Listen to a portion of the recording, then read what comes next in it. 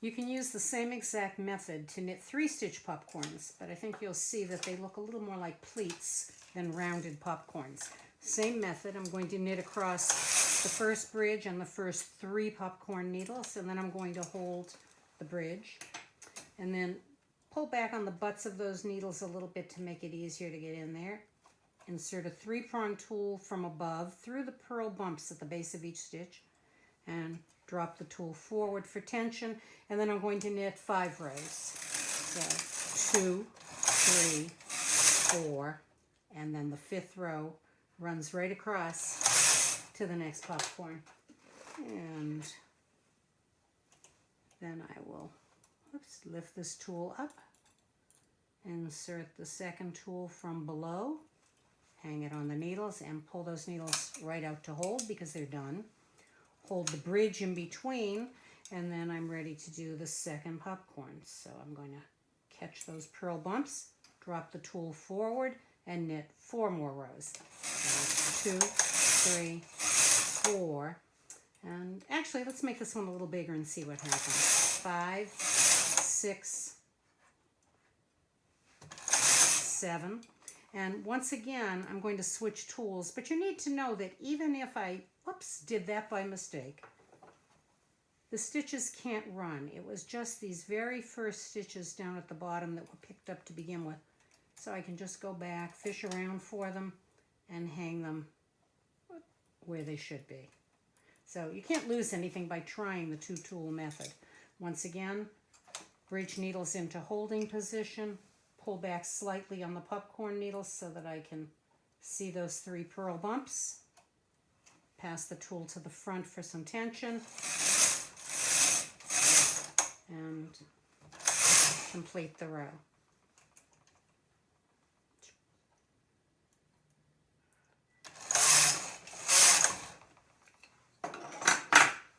And when we flip it over, you can see that these really do look more like little pleats than round popcorns or baubles, even when I pull them up into shape. This was 5 rows, this was 7, and then this one over here was 5 again. So with some modification, you can use the same bridging method to knit 3-stitch popcorns that are much, much rounder than you could get working by the method I showed you last time. It requires you to borrow some needles, literally. So what I'm doing is transferring the 1st and 3rd stitch for each popcorn onto a short circular needle, which I find to be about the handiest stitch holder that there is on a knitting machine. You can bring the needles out first and push them back or poke around, whatever works for you. So I've got 2 popcorns set up, ready to go. I'm going to hold everything except for the first bridge on the carriage side. And I'm going to knit 1 row across the bridge and then hold it. And in order to knit the first popcorn, I'm going to cast on to the needles that I've borrowed with just a simple E-wrap. Middle needle gets knitted back manually. And then I'll bring the 1st and 3rd needles to upper work position and knit.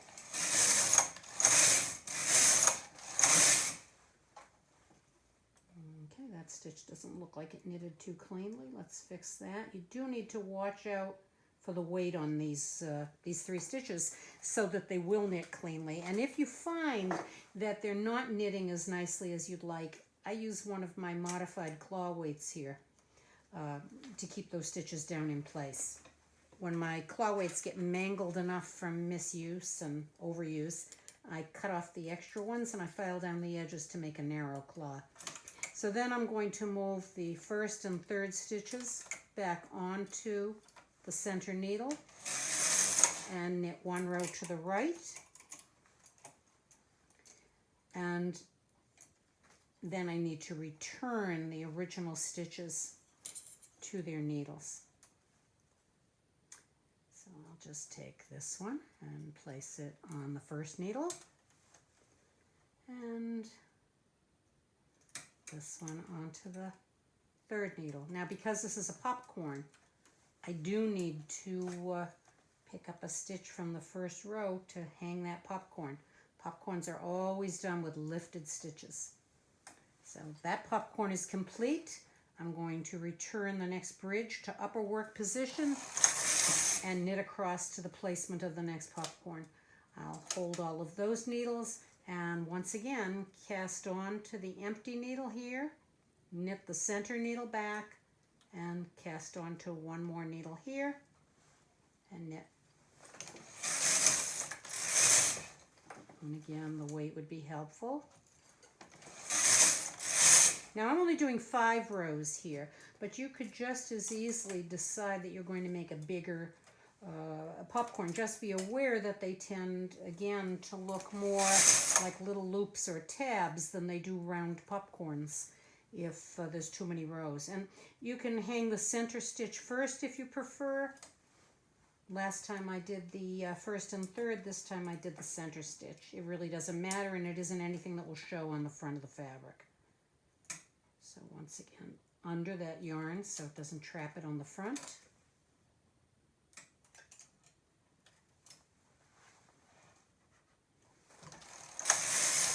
And we'll get a look at the popcorns here, and I think you can see that they are a bit rounder, a little more pronounced.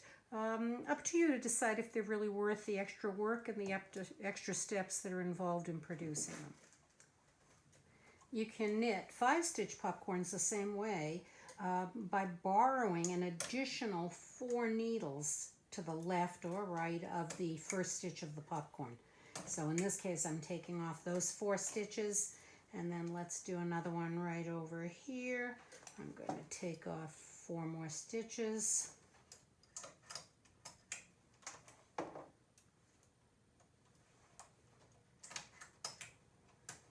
And then, oops, tuck this out of the way so nothing catches. Hold everything except the first bridge, which also includes the first popcorn needle. And then hold the bridge, but not the first popcorn needle. And I'm going to E-wrap the 4 borrowed needles.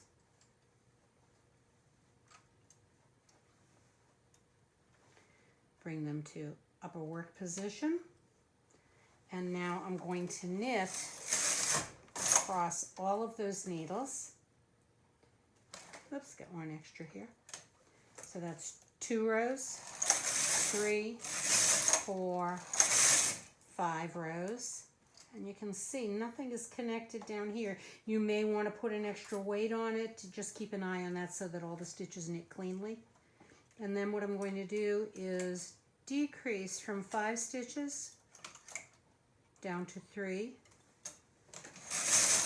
knit a row.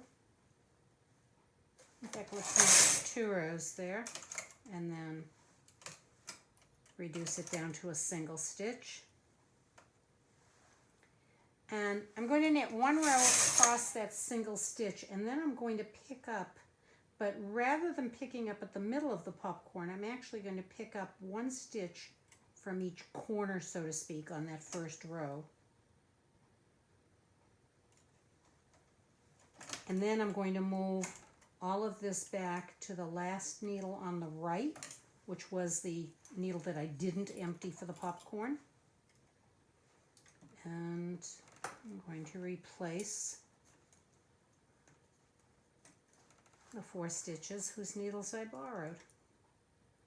And the easiest way to do this is just to transfer them one at a time right back on.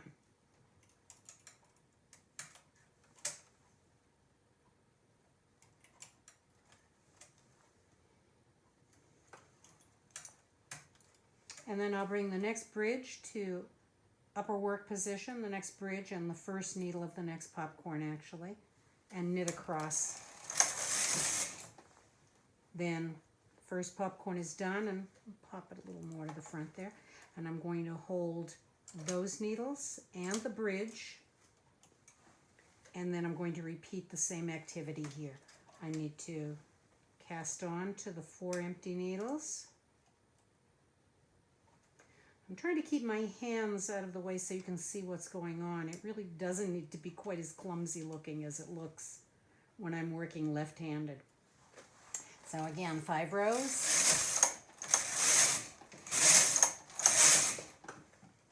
Reduce it down to 3 stitches.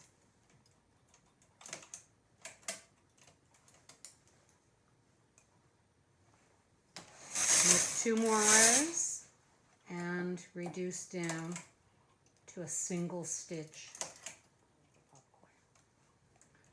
And then replace all of the stitches onto the borrowed needles. This is obviously not fast knitting, and frankly, although these are really big round popcorns, you need to decide, and you can look at this after I turn it over, you need to decide if it's worth the extra work to you. Okay, so those are really big popcorns, and when I talk about them being worth the extra work, I probably wouldn't choose this method if I were going to do row after row of popcorns, just because it is so labor intensive. But for the occasional accent, I think those are just terrific. You can also use the 5-stitch popcorn method to work some decorative effects, like the flower petals that I featured on the felted purse in more hand manipulated stitches, and I think you'll probably find some other uses for this technique as well. So first I'm going to remove all 5 stitches on my short circular needle. I'm going to hold all the needles to the left of them and knit 1 row across the leading bridge and then hold the bridge. Now I'll E-wrap the 5 empty needles so that I can continue working on them to create the flower petal. So once they're E-wrapped, I'll nudge them back to upper work position so they can begin working. And I'll knit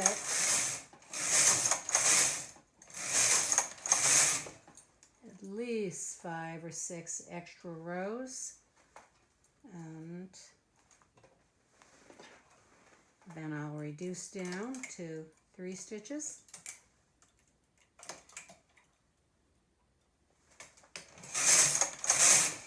And finally down to a single stitch. And the single stitch is moved all the way over here to the right, and then the flower petal pushes through to the knit side. There's no lifting at all here, although you might come up with some interesting variations if you decided to lift some stitches.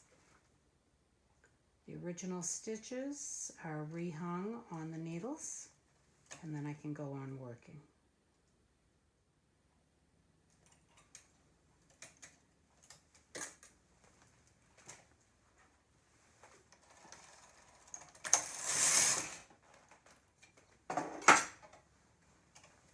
And there you have a perfectly lovely little flower petal, or maybe it's going to be the ears on a teddy bear, I don't know.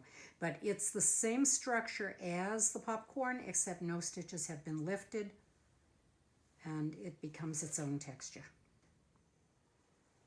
You'll notice when we look at the knit side that there's a little lag of yarn that attaches the first row of the petal to the background fabric. And depending on which side you start, that lag may be on the right or the left. And if you were trying to work a full circle of flower petals in the round, it would be important which side that lag is on, because it has a lot to do with how the petal lies on the surface of the fabric. So I'd suggest that if you were going to do a lot with this technique, that you take a look at the specific directions for working flower petals that are given in more hand manipulated stitches.